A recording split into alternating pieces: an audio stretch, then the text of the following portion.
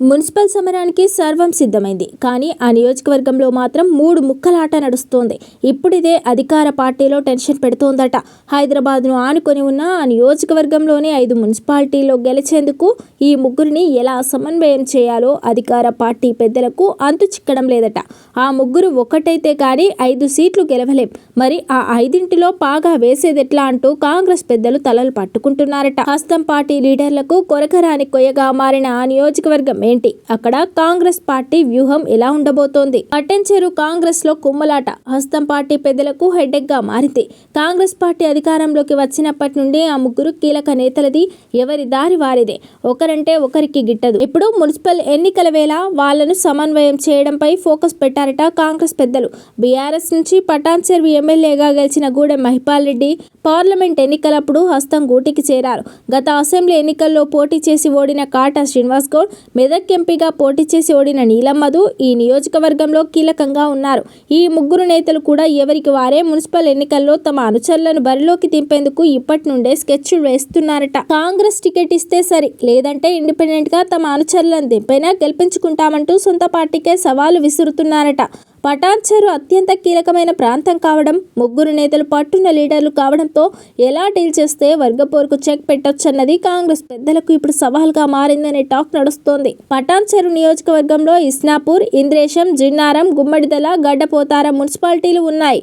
ఈ 5 పురపాలక సంఘాలు కూడా ఔటర్ రింగ్ రోడ్డుకు ఆనుకొని ఉండడం, ఫైనాన్షియల్ గా కీలకమైన ప్రాంతాలు కావడంతో ఈ 5ంటిపై జెండా ఎగరవేసేందుకు కాంగ్రెస్ పార్టీ ఫుల్ ఫోకస్ పెట్టింది. బీఆర్ఎస్ ఎమ్మెల్యేగా గెలిచి కాంగ్రెస్ లోకి వచ్చిన గూడెం మహిపాల్ రెడ్డి హస్తం పార్టీలో అంత కంఫర్ట్ గా లేరన్న టాక్ నడుస్తోంది. గూడెం రాకను కాటా శ్రీనివాస్ గౌడ్ మొదటి నుంచి వ్యతిరేకిస్తున్నారు. ఇక గూడెంకు నీలం మధుకు బీఆర్ఎస్ లోనే పడేది కాదు. గూడెంకు టికెట్ ఇవ్వడాన్ని వ్యతిరేకించే నీలం మధు కారు దిగి కాంగ్రెస్ లో చేరారు. ఇలా ఓ వైపు నీలం మధు, మరోవైపు కాటా శ్రీనివాస్ గౌడ్లతో ఎమ్మెల్యే గూడెంకు కాంగ్రెస్ లో మధ్యల దరువు తప్పడం లేదట. దీంతో గూడెం కూడా మనిషిక్కడ మనసక్కడ అన్నట్లు హస్తం పార్టీలో అంటి ముట్టనట్లుగానే ఉంటున్నారు. ఇక మహిపాల్ రెడ్డి సొంత సోదరుడు గూడెం మధు ఈ నెల 15న తిరిగి బీఆర్ఎస్ లోకి వెళ్తున్నారు. మహిపాల్ రెడ్డితో పాటు గూడెంతో కాంగ్రెస్ లోకి వచ్చిన క్యాడర్ అంతా కారు ఎక్కేందుకు రెడీ అయిందన్న ప్రచారం జరుగుతోంది. ఇక వచ్చే జనరల్ ఎలక్షన్ నాటికి మహిపాల్ రెడ్డి కూడా మళ్ళీ గులాబీ గూటికి చేరతారన్న టాక్ గట్టిగా వినిపిస్తోంది. దీంతో పటాన్చెరులో కాటా శ్రీనివాస్ గౌడ్, నీలం మధు వర్గాలే కీలకంగా ఉండనున్నాయి. ఇప్పుడు మున్సిపల్ ఎన్నికల్లో ఈ ఇద్దరు నేతలను ఏకతాటిపై నిలిస్తే 5 మున్సిపాలిటీలను కైవసం చేసుకోవడం ఈజీ అని భావిస్తున్నారట కాంగ్రెస్ లీడర్లు. ఈ ఇద్దరు నేతలు క్యాడర్ రెండుగా చీలిపోయి విడివిడిగా పోటీ చేస్తే సర్పంచ్ ఎన్నికల సీన్ రిపీట్ అవుతుందని ఆందోళన చెందుతున్నారట. పటాన్చెరు నియోజకవర్గంలోని 5 మున్సిపాలిటీల విషయంలో కాంగ్రెస్ రాష్ట్ర నాయకత్వం మధ్య మార్గంగా ఒక ప్లాన్ చేస్తోందట.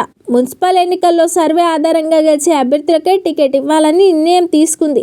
ఈ 5 మున్సిపాలిటీలలో అసెంబ్లీ, పార్లమెంట్ ఎన్నికల్లో నీలం మధుకు ఈ 5 మున్సిపాలిటీల్లోనూ మెజారిటీ రావడం విశేషం. అసెంబ్లీ ఎన్నికల్లో పోటీ చేసిన కాటా శ్రీనివాస్ గౌడ్ కూడా గట్టి పోటీ ఇచ్చి నియోజకవర్గంలో మంచి పట్టు సాధించారు. దీంతో ఇద్దరు కీలక నేతలను ఏకతాటిపైకి తెచ్చేందుకు ఓ ఫార్ములాను పరిశీలిస్తున్నారట. మున్సిపాలిటీల వారీగా ఇస్నాపూర్, జిన్నారం, గుమ్మడిదల, గడ్డిపోతారం, ఇంద్రేశం మున్సిపాలిటీలో మొత్తం 100 డివిజన్లు ఉన్నాయి.